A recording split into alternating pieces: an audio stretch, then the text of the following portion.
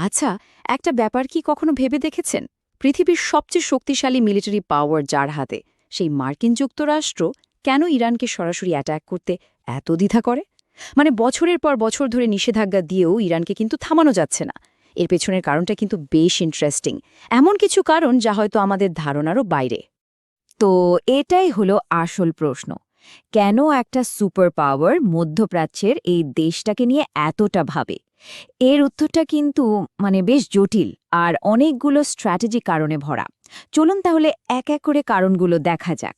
প্রথম কারণটা, আর সম্ভবত এটাই সবচেয়ে বড় কারণ, সেটা হলো ইরানের ভৌগোলিক অবস্থান। দেখুন, ইরানের সবচেয়ে বড় অস্ত্র কিন্তু কোনো মিসাইল বা বিশাল সেনাবাহিনী না। তাদের আসল শক্তি লুকিয়ে আছে তাদের দেশের ম্যাপের মধ্যেই। এই যে দেখছেন হরমুজ প্রণালী, এটাকে বলতে পারেন পারস্য উপসাগরে ঢোকার একমাত্র গেটওয়ে, আর সেই গেটওয়ে চাবিটা কিন্তু ইরানের হাতে। এর গুরুত্ব যে ঠিক কতটা তা বোঝাতে একে বলা হয় বিশ্ব অর্থনীতির প্রধান আর্টারি বা ধমনী।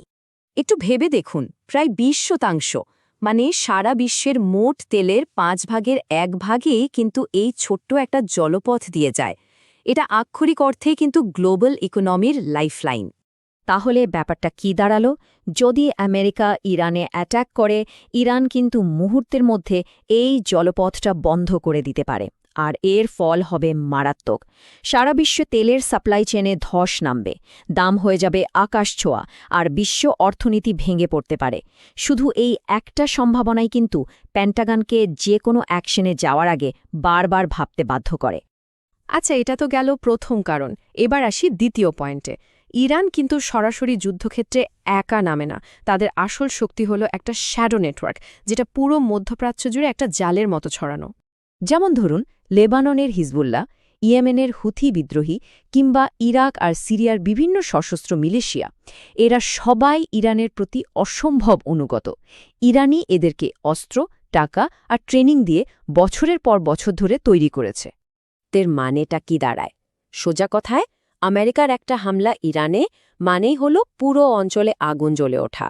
মধ্যপ্রাচ্যে আমেরিকার যতগুলো ঘাঁটি আছে বা তাদের সবচেয়ে বড় মিত্র যে ইসরায়েল, তারা সবাই চারদিক থেকে একযোগে আক্রমণের মুখে পড়বে। হ্যাঁ, আমেরিকা হয়তো এই শ্যাডো ওয়ার সামলে নিতে পারবে, কিন্তু এর জন্য যে পরিমাণ ক্ষতি স্বীকার করতে হবে সেই ঝুঁকিটা তারা নিতে চায় না। ভূগোল আর প্রক্সি নেটওয়ার্ক তো গেল, কিন্তু তৃতীয় যে কারণটা ইরানকে এতটা ভয়ঙ্কর প্রতিপক্ষ করে তুলেছে, সেটা হলো তাদের টেকনোলজি। আর এখানেই কিন্তু আগের ইরান আর আজকের ইরানের মধ্যে একটা আকাশ পাতাল পার্থক্য তৈরি হয়েছে। একটা সময় ছিল যখন ইরানকে পুরনো সোভিয়েত টেকনোলজির উপর ভরসা করতে হতো, কিন্তু এখন তারা নিজেরাই ড্রোন আর মিসাইল টেকনোলজিটা বিশ্বের লিডারদের একজন। ইউক্রেন যুদ্ধেই তো আমরা দেখেছি ইরানের বানানো ড্রোন কতটা কার্যকর। তাদের মিসাইল টেকনোলজি ঠিক কতটা এগিয়েছে তা এই ছবিটা দেখলেই বোঝা যায়। তাদের হাতে হাজার হাজার ব্যালিস্টিক মিসাইল আছে, যেগুলোর রেঞ্জ শুধু আশেপাশের দেশগুলোই না, বরং ইসরায়েল, এমনকি ইউরোপের একটা বড় অংশ পর্যন্ত পৌঁছে যেতে পারে। আর ঠিক এটাই পেন্টাগনের সবচেয়ে বড় মাথা ব্যথার কারণ। একবার ভাবুন, আমেরিকার কাছে বিশ্বের সেরা এয়ার ডিফেন্স সিস্টেম আছে, ঠিক, কিন্তু সেই সিস্টেমের দিকে যদি একসঙ্গে শত শত কামিকাজে ড্রোন ধেয়ে আসে, মানে যে ড্রোনগুলো সোজা টার্গেটে গিয়ে নিজেকে উড়িয়ে দেয়, সেই ঝাঁককে ঠেকানো কিন্তু প্রায় অসম্ভব। আচ্ছা, এবার আসি চতুর্থ কারণে। এই কারণটা যে কোনো সামরিক অ্যাটাককে প্রায় অসম্ভব করে তোলে, আর সেটা হলো ইরানের প্রাকৃতিক বর্ম বা ন্যাচারাল শিল্ড। দেখুন, মাটির অনেক গভীরে কোনো টার্গেট ধ্বংস করার জন্য বাংকার বাস্টার নামের এক ধরনের বিশেষ বোমা ব্যবহার করা হয়, কিন্তু ইরানের ক্ষেত্রে এই অস্ত্র যেন অসহায় হয়ে পড়ে। কারণ ইরানের বেশিরভাগ এলাকাই কিন্তু ইরাক বা আফগানিস্তানের মতো সপাট নয়, বরং পাহাড়ি। আর এই সুবিধার কারণে তাদের সবচেয়ে গুরুত্বপূর্ণ পারমাণবিক আর সামরিক স্থাপনাগুলো বিশাল বিশাল সব পাহাড়ের শত শত ফুট গভীরে বানানো।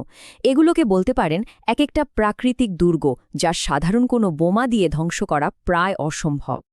তো এতক্ষণ আমরা যে চারটে কারণ নিয়ে কথা বললাম, মানে ভৌগোলিক অবস্থান, প্রক্সি নেটওয়ার্ক, টেকনোলজি আর প্রাকৃতিক সুরক্ষা, এই সব কিছুকে একসাথে করলে একটা পরিষ্কার ছবি আমাদের সামনে চলে আসে।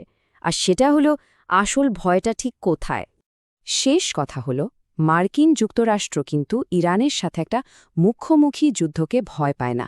তারা ভয় পায় সেই যুদ্ধ শুরু হওয়ার পরের পরিস্থিতিকে। কারণ তারা জানে এই যুদ্ধটা লাগলে তার আর দুই দেশের মধ্যে সীমাবদ্ধ থাকবে না। এটা একটা অনিয়ন্ত্রিত বিশ্বযুদ্ধে পরিণত হতে পারে। তাহলে প্রশ্নটা কিন্তু থেকেই যাচ্ছে, ইরান কি ধীরে ধীরে মধ্যপ্রাচ্যের অবিসংবাদিত নেতায় পরিণত হবে, নাকি শেষ পর্যন্ত একটা বড়সড় সংঘাত আর এড়ানো যাবে না? এর উত্তরটা হয়তো সময়ই বলে দেবে।